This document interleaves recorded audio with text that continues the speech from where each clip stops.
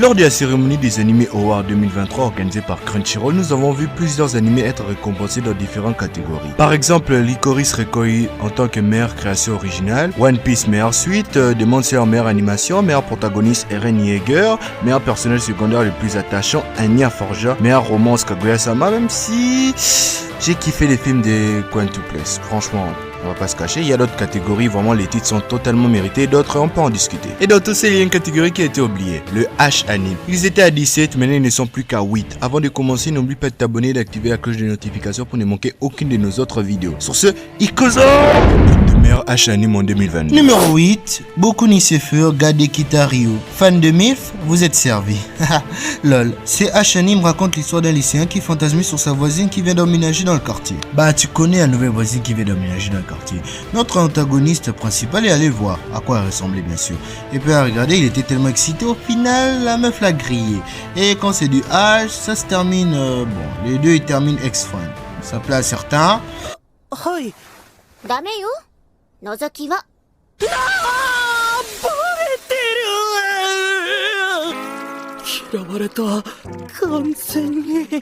Numéro 7, Isekai Yarisa. En termes d'animation, c'est l'un des plus beaux de 2022. C'est presque comme ne pas regarder du H, en raison de son style artistique de haute qualité. Perso, pour moi, c'est le mieux animé en 2022. Ça raconte l'histoire des 5 hommes, après leur mort, obtiennent une seconde chance et se réincarnent dans un autre monde. Un scénario typique d'un Isekai. Un jour, ils rencontrent une très jolie guerrière qui se moque de leur apparence et des faibles niveaux de leurs compétences. Malheureusement, la jeune femme se verra être la première victime du groupe d'hommes.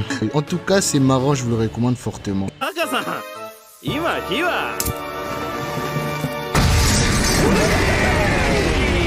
Numéro 6, Akame Watsumare, Some Rareru. Qu'est-ce qu'on peut pas faire pour son petit ami? Malgré le fait que les membres du club ont interdiction d'avoir une relation amoureuse, 2 membres sont en couple. Malheureusement, un jour, ils sont découverts par le coach de l'équipe. Pour avoir transversé la règle, le couple devait être puni.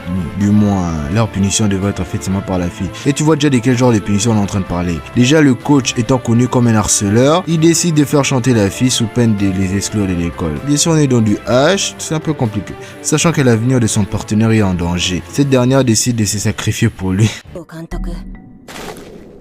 待て、片付けが終わったら指導室だ。今日もみっちり教えてやる。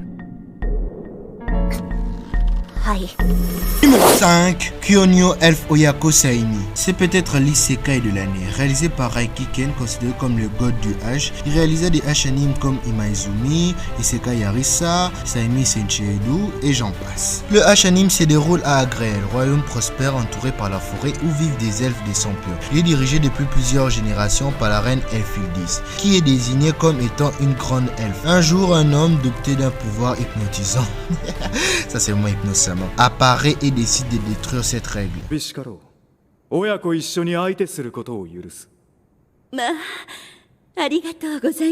Numéro 4, Garden Takamiken no Niriga de l'animation. Ayame et Sayuri sont 2 super bonnes sœurs. Meuf si tu préfères. Un jour, les parents du protagoniste ainsi qu'Ayame et Sayuri décident de partir en voyage. Voyant une opportunité, notre protagoniste tentera sa chance afin de réaliser son rêve d'avoir 2 ex-friends.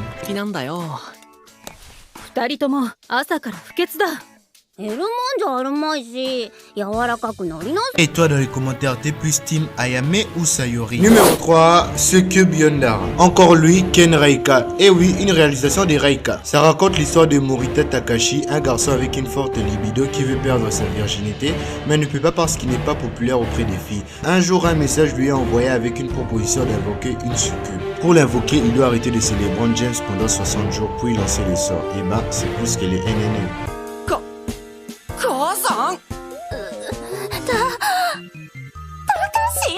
Numéro 2, Seika Chokaku Konyo Sao Ojisan.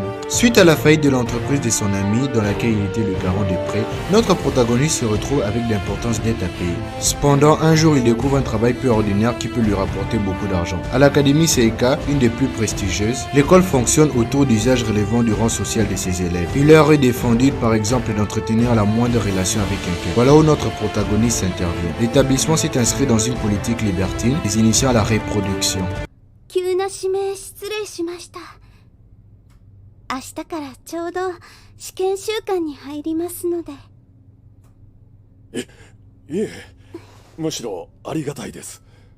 Et numéro 1, Kaede Tosuzun des animations. Sérieusement, c'est votre truc les jumelles? J'avoue, c'est aussi un peu mon délire. Les deux sœurs jumelles Kaede et Suzun ainsi que leur ami Ayato sont tous les trois membres du conseil des élèves du lycée. Un jour, Suzun convoque Kaede et Ayato dans la salle du conseil des élèves. Cependant, cette convocation est un piège tendu par Suzun pour sa sœur. Comment qu'on puisse dire, Ayato maîtrise le train instinct. おいおいいいのか、そんなに足上げたら何か見えそうだぜ。